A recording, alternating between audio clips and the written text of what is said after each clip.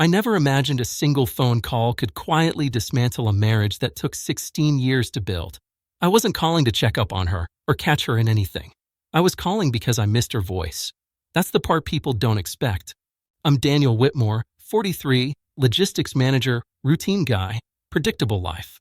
My wife, Eleanor, and I weren't perfect, but I believed we were stable. That illusion ended on a Tuesday night at exactly 9:17 p.m. She was out on what she called a late work dinner. That wasn't unusual. Her firm had been understaffed for months. I heated leftovers, sat at the kitchen table, and decided to call her instead of texting. She answered on the third ring. Before she said hello, I heard it. A man's laughter. Close. Easy. Familiar. Not background noise. Not a TV. It was intimate, like someone leaning in. I froze. She went quiet for half a second too long, then said my name like she'd just remembered she was married. I asked where she was. She said, still at the restaurant. Too quickly. I said nothing about the laugh. We exchanged a few empty sentences. Then she said she'd call me later and hung up. I sat there staring at my phone, telling myself stories to stay calm. Maybe it was a waiter. Maybe a group nearby. Maybe I was projecting. I finished eating. I washed the plate. I went to bed alone. That night, I didn't sleep. I wasn't angry yet. I was alert. There's a difference. The next morning, Eleanor came home early, smelling like a hotel soap, not our detergent. She kissed my cheek, light and brief, like a courtesy. I watched her move around the kitchen, relaxed, humming. I asked how the dinner went. She said, long, and poured coffee. I asked who was there.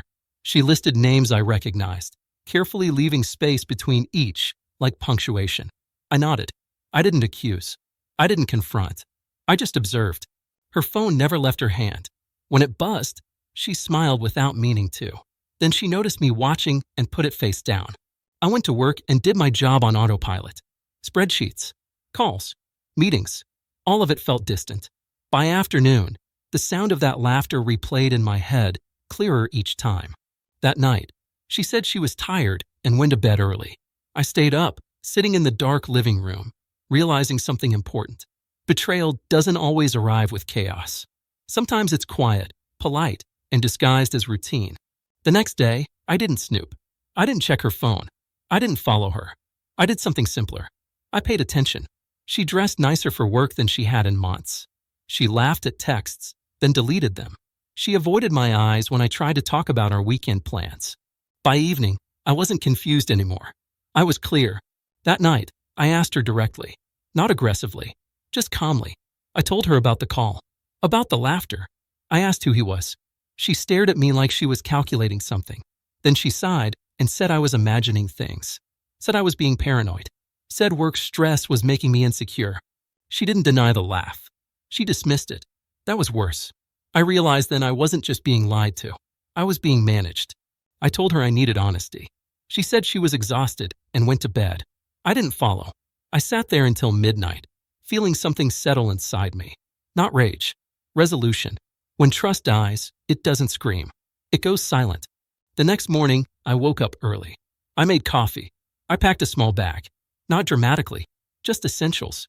When Eleanor came downstairs, she looked surprised, like she hadn't expected consequences yet. I told her I was taking space. She asked why I was overreacting. I told her I wasn't. I told her I heard what I heard, and I believed it. She rolled her eyes and said, "You're being ridiculous." That was the last thing she said to me as my wife. I left. I went to my brother Marcus's place across town. I slept for 10 hours straight. When I woke up, my phone was full of messages. Angry once, confused once, none apologetic. By the next day, her tone shifted. She asked when I was coming home. I didn't answer. By evening, she asked if we could talk. I said yes, tomorrow. We met at the house. Neutral ground. She looked nervous. She started explaining how lonely she'd been, how unappreciated, how the man was just a friend from work who understood her. I listened quietly. When she finished, I asked one question. Why did you lie? She didn't answer. She talked around it. That was enough. I told her I was done. Calmly. No shouting. No insults. She laughed once, nervously, and said I was making a mistake. I didn't argue. I grabbed the rest of my things and left. The next day, she called. I didn't answer.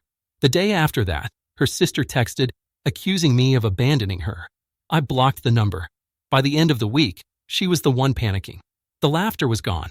People think betrayal is about sex. It isn't. It's about disrespect. The moment she thought I'd tolerate lies, the marriage ended. I didn't leave because of another man. I left because of what she became when she thought I didn't know. A stranger. A careless one. Now, weeks later, my life is quieter. Harder in some ways. But honest. I don't wonder who's laughing anymore. And that peace is worth more than staying where I was no longer respected.